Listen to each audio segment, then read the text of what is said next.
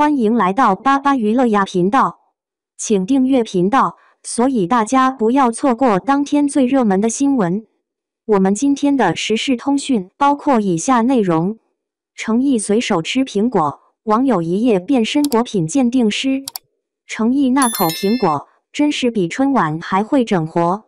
前一天还在讨论剧本，第二天全网都在扒拉那颗苹果的户口本。你说，娱乐圈的瓜终于进化成了水果，这发展我是真没想到。有人在淘宝搜程毅同款嘎啦，有人在豆瓣研究苹果的生长曲线，果农大伯也被迫学会了苹果 SEO 优化，生怕自己没赶上这波热度，连夜给自家果园拍了段小视频，苹果皮上露水还没擦干，就被评论区问候了个遍。苹果品种这事真不是头一回被玩坏。还记得前2年梅西世界杯场边喝水那场面吗？水牌子直接卖断货，体育圈带货，娱乐圈带货，带来带去，最后连普通的水果都能拥有姓名。程毅只是顺手一咬，全民苹果大考就地开卷，评论区仿佛变成了农业大学。有人翻出苹果地图，有人跟帖争论嘎啦和秦冠到底谁更甜，连篮球解说都没这种热度。你以为这只是带货？可别小看流量的威力。那阵子，苹果品种相关词条搜索量直接飙到前10，电商平台的苹果销量跟着涨，快递小哥都开始分辨出嘎啦和富士的色差了。果农笑了，网友乐了，程毅估计都懵了，我就吃个水果，咋还成了农业推广大使？有趣的是，网友们八卦的劲头比我妈检查我作业还认真。有人拿截图对比，有人追溯到果园坐标，甚至还有人自学果树嫁接知识，生怕错过同款这波流量密码。饭圈的热情太神奇，连普通一口苹果都能被玩出苹果身世大起底。你说这年头信息爆炸，大家是真的爱程毅，还是只是想凑个热闹？扒完苹果不够，又有人开始质疑，这是不是代言？是不是剧组刻意带货？程毅团队出来澄清，反倒引发新一轮偶像接地气的讨论，仿佛只有偶像吃普通苹果，粉丝才能安心。有点像去年 NBA 詹姆斯晒早餐，健身餐厅一夜爆红。现在娱乐和体育圈的流量，真是能把平平无奇的小事推成全民话题。前2天我去菜市场，摊主还跟我聊，现在年轻人买苹果都先问品种。我说你咋知道的？他说你看热搜不？老大爷一边削苹果一边跟我科普嘎啦和红富士的区别，仿佛自己就是程毅的苹果顾问。苹果的事热度还没过去，豆浆又来了。前脚刚研究完嘎啦甜度，后脚网友又开始讨论黄豆来源。你说这不是全民娱乐化的典型吗？本来只是偶像生活的一个小细节，硬是被网友们扒出了历史厚度和社会温度。有人觉得偶像的生活方式是一种理想投射，跟着偶像吃喝仿佛也能更接近理想自己。其实，成年人的世界有时候就靠这些小仪式感撑着。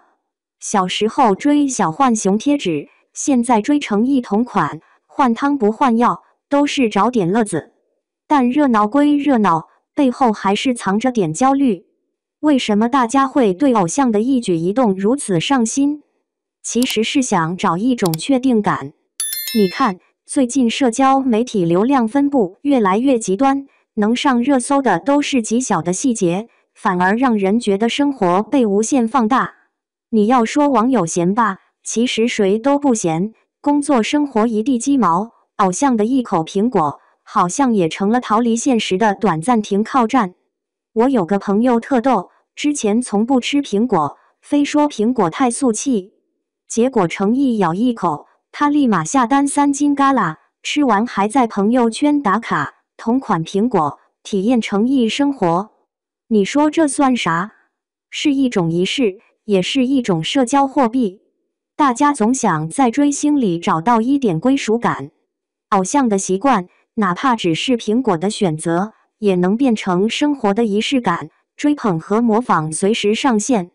不过你要真说这就是盲目跟风，我还真不同意。你看，苹果品种的热度带火了果农，带火了冷门知识，甚至有人专门做起了苹果品种科普小视频。互联网时代，流量和知识就这么奇妙地搅在一起。有人买到同款苹果，一口咬下去发现味道不对，瞬间吐槽这不是诚意的嘎啦，是我妈的嘎啦哈！评论区一片哈哈大笑。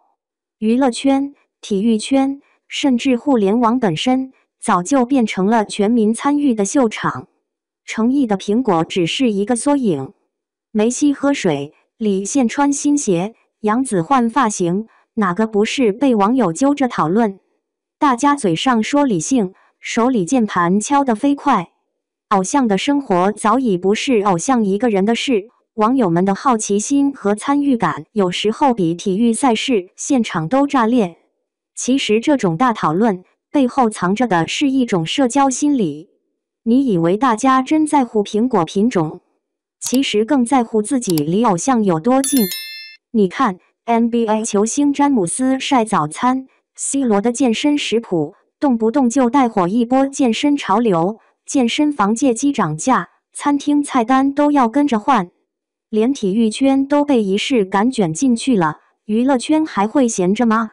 说到底，诚意可能真没想到，自己随口一咬，能让半个互联网集体科普苹果品种。偶像影响力的外溢已经远超娱乐本身。网友们不只是围观，还是在参与，在创造，甚至推动了一波农业科普和消费升级。你说这不魔幻吗？可魔幻背后是真实生活的写照，我们都在流量和焦虑里寻找乐趣和归属。我还挺好奇，诚意下次要是吃个杨梅，是不是全国又要为杨梅品种吵翻天？